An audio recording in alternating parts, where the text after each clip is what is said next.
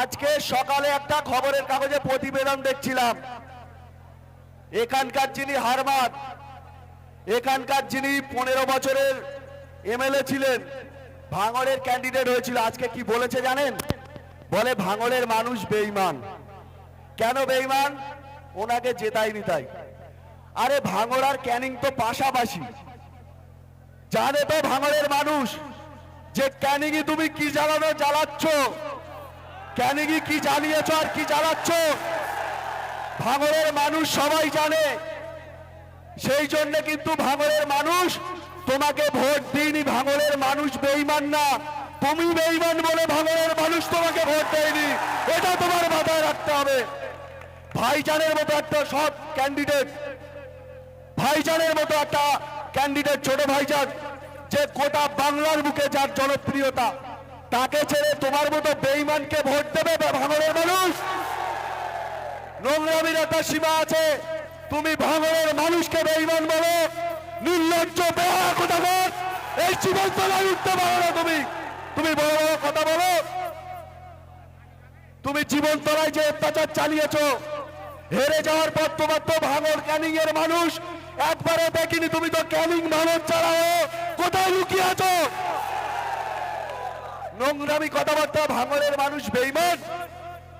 ভাঙড়ের মানুষ ভালো বলে, সৎ মানুষ বলে তোমার মতো বেঈমানকে প্রার্থী করেনি, ভাইজানকে জিতিয়েছে তারা। এটা মাথায় রাখতে হবে। আমি এখন বক্তব্য দীর্ঘায়িত না, সংক্ষেপে, রাস্তাটা পুরো জ্যাম, গোটা এলাকা জ্যাম হয়ে রয়েছে। প্রশাসনের কাছ থেকে আর্জি আসছে বারবার যে একটু দেখে নিতে হবে। আমি আপনাদের অনুরোধ করব, আমরা সহযোগিতা করব প্রশাসনের সঙ্গে। এখন আপনাদের সম্মুখে বক্তব্য রাখার জন্য অনুরোধ করছি এই এলাকার অবজারভার ক্যানিং পূর্বের এবং আমাদের সকলের প্রিয় আইএসএফ এর নেতা, আমাদের প্রিয় নেতা শাহাবুদ্দিন সিরাজি মহাশয় আপনাদের সম্মুখে বক্তব্য রাখছেন। প্রথমেই আমি আমার মঞ্চে উপবিষ্ট 2026 বিধানসভা নির্বাচনের ইন্ডিয়ান সেকুলার ফ্রন্টের মনোনীত প্রার্থী যিনি ছিলেন আরাবুল ইসলাম মহাশয় সহ আমরা আমাদের এই জীবনতলা ক্যানিং 2 নম্বর ব্লকের, যাকে আমরা নেতৃত্ব দিয়ে রেখেছিলাম আশরাফ ভাই সহ প্রতিটা অঞ্চলের নেতৃত্ববৃন্দ এবং আজকে আগত এই জীবনতলা তথা ক্যানিং পূর্বের হাজার হাজার মানুষ, অ্যাম্বুলেন্সটাকে সাইড করে দেন, রাস্তাটা একটু খালি করে দিয়ে অ্যাম্বুলেন্সকে যাওয়ার রাস্তা করে দেন।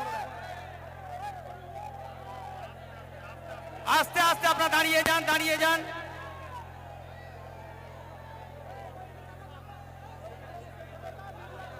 প্রিয়,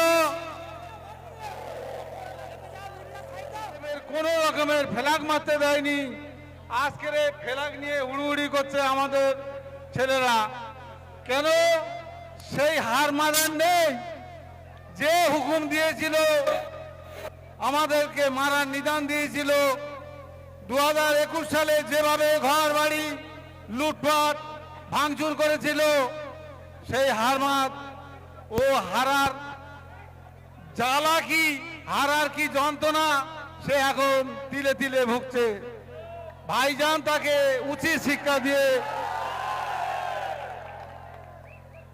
ঘরে ঢুকিয়ে দিয়েছে। সে আবার ঘরে ঢুকে আবার ফোঁস ফোঁস করে আওয়াজ করছে, বার হওয়ার চেষ্টা করছে। আমাদের কর্মীরা যদি ওই শয়তান মোল্লা শয়তান আমাদের উপর যে বুলডোজার চালিয়েছিল, আমাদের মধ্যে অত্যাচার করেছিল, আজকে যদি সে আপনাদের সামনে এসে করজোরে ক্ষমা চেয়ে বলে আমি তোমাদের কাছে ক্ষমা চাইছি, আপনারা ক্ষমা দেবেন? তাহলে আপনাদের এই হারমাদের বিরুদ্ধে প্রচন্ড হারে আপনাদের রুখে দাঁড়াতে হবে। সবাই আমার সঙ্গে একমত? আমি আমার হাকিমুল বাবুর হাতে মাইক তুলে দিচ্ছি। আপনারা একটু শান্তশিষ্ট হয়ে একটু দাঁড়িয়ে যান, প্রচন্ড গরম, তার উপরে যে সমস্ত গুন্ডা মস্তানগুলো আইএসএফ করার কারণে 21-এ নির্মম ভাবে আমাদের কর্মীদের ঘর বাড়ি বুলডোজার দিয়ে ভেঙেছিল, আমাদের কর্মীদের বাড়ি ছাড়া করেছিল, একের পর এক কেস দিয়ে জর্জরিত করে ফিরে এসেছে। তাই আপনার হাজারে হাজারে মানুষ আজকে এখানে হাজির হয়েছেন। আমরা ইন্ডিয়ান সেকুলার ফ্রন্টের পক্ষ থেকে আপনাদেরকে ধন্যবাদ, আপনাদেরকে কুর্নিশ জানাচ্ছি। আগামী দিন এই লড়াইকে আমাদের এগিয়ে নিয়ে যেতে হবে।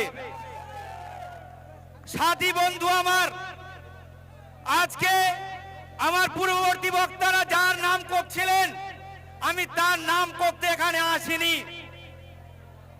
তিনি বিদায় নিয়েছেন। আমরা বলেছিলাম ভাঙড় থেকে তার রাজনৈতিক পঙ্গুত্ব করে আমরা ছাড়বো। আমরা রাজনৈতিক ভাবে তাকে পঙ্গু করে দিয়েছি, আপনাদের মুক্তি আমরা ঘটিয়েছি। আমি আশা করি